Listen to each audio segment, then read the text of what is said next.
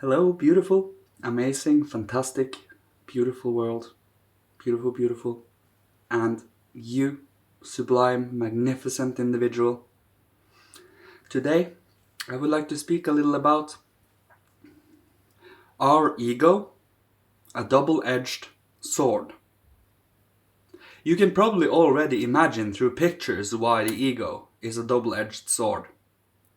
It truly is because, well, we do have freedom and we do have certain inner values or lack of them otherwise that makes us either uplifting or self-preserving and self-serving.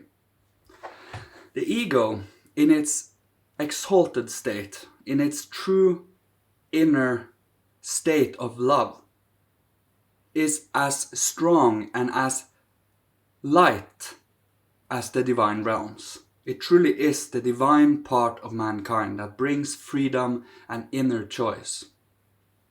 Now, if we haven't awoken this, the true foundation for our ego, for our freedom, our ego will only be, well, a consumer.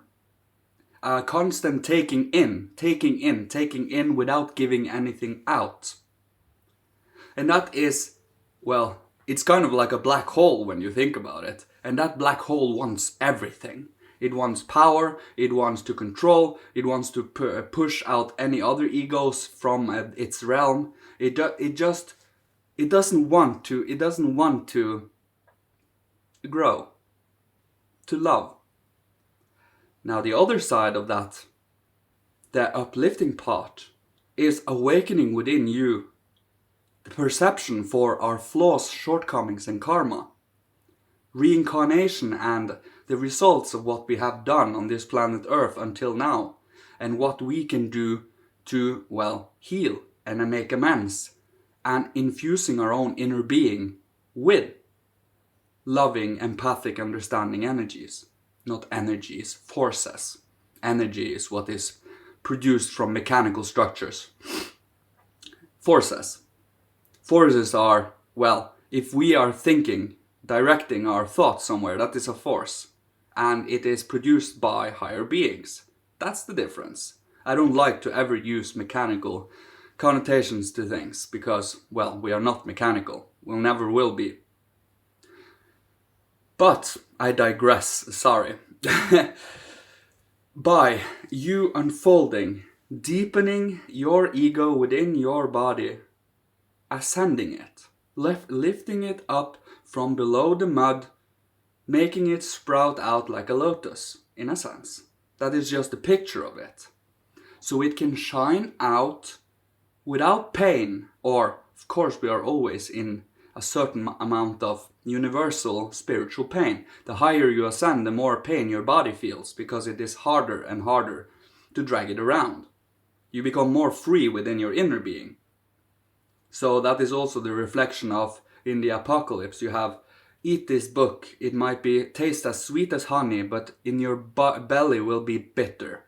That means, when you eat it at first, it is wonderfully blissful. But the more you ascend, the more the antithesis comes.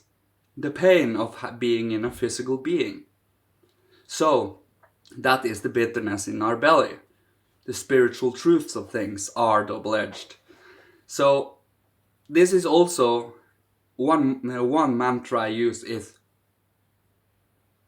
truth is more uplifting than lies. Truth is more uplifting than lies.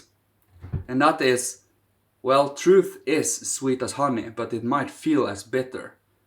Very bitter, sometimes. When we are, well, awoken to certain shadow sides of us, and how scoundrel we actually can be in a somnambulistic state, of course.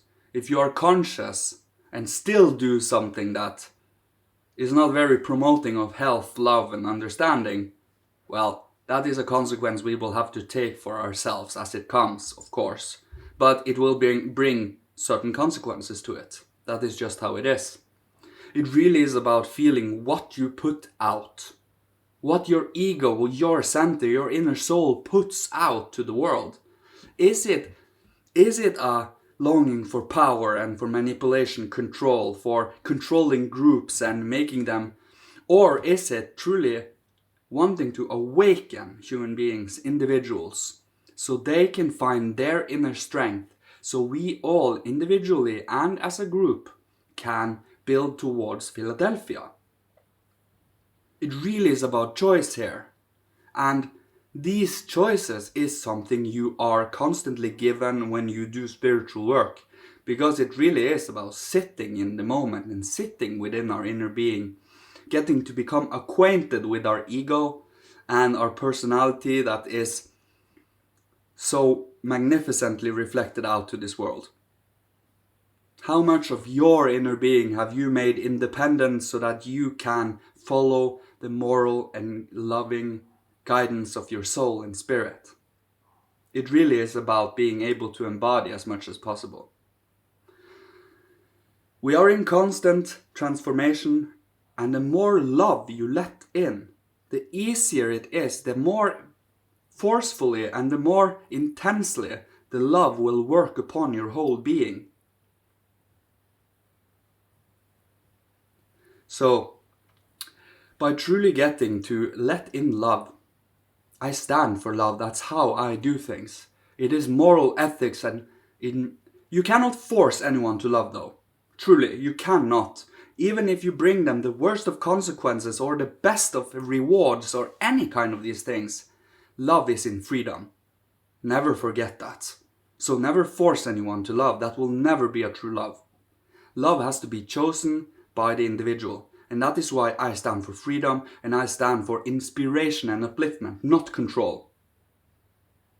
Not manipulation, but giving you your power back, giving you your individual consciousness back, your love for life, your insight again. I wish for you to awaken them in you, so you can follow your own path. Not my path, not anyone else has chosen, but something you chose for yourself.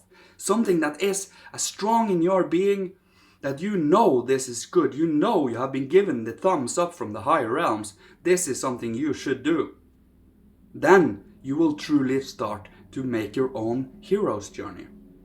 And you will start to study reality as a as a wild storm, more or less. You never get enough of anything that might occur or happen in this world. Even the most grim and dark stuff, it is important to know that there are lower beings that truly are coexisting with us on this planet Earth. They are not physical, mind you, but they are affecting us. They are affecting the lowest of the low of our own inner being, and bringing about certain impulses that is damaging, self-serving, egotistical, narcissistic, and only me, self-serving. Now that is Surat, the adversary of the Christ. The Christ and Surat, the double-edged sword of the ego. Oh, I love these pictures. These are only pictures, of course, and they will come to reality in the far-flung future. As long as you can perceive it in the astral, it will be future. And the astral it takes so long for the astral to come down into physical form. So it's important to stay steady and strong every day, and, well, better safe than sorry, as I say.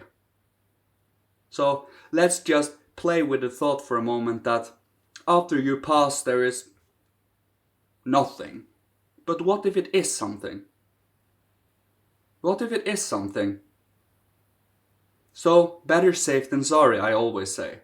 But truly, we should not, as I also say, feel forced to do this. It really is about being give yourself the freedom to choose your path, to awaken your inner being, that so it can transform and be lifted up to the divine realms, so that we can again cooperate with them, so we can be a loving, uplifting force for this planet. This is our home. This is our planet. And this is our realm of work right now, and we are to transform as much of this earth and its physical materialistic sense as possible to the spiritual. What won't be spiritualized, what doesn't want to be spiritualized, will be shed and fall away to its own sphere when this earth development is finished. It will become its own satellite in a sense.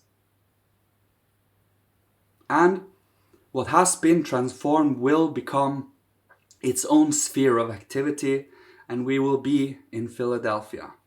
We will have the community of brotherly and sisterly love.